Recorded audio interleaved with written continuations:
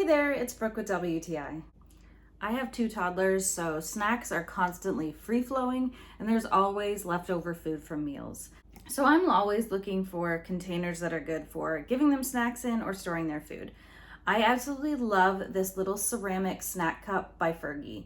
It is so cute. I really appreciate that when I do have leftovers from their meals, I can store it and heat it up in this, and because it is ceramic, I'm not worried about anything contaminating their food. Both of my sons use this. I have a 1-year-old and a 3-year-old, and both of their little hands can hold it really well. They love walking around with their little snacks in here.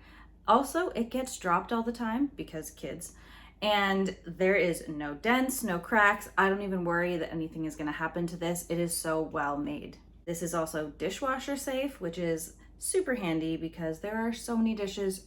Who needs to do more by hand? Both my kids and I are huge fans of this super cute little snack cup by Firgi. We love it, and I think you will too, and that's my point of view.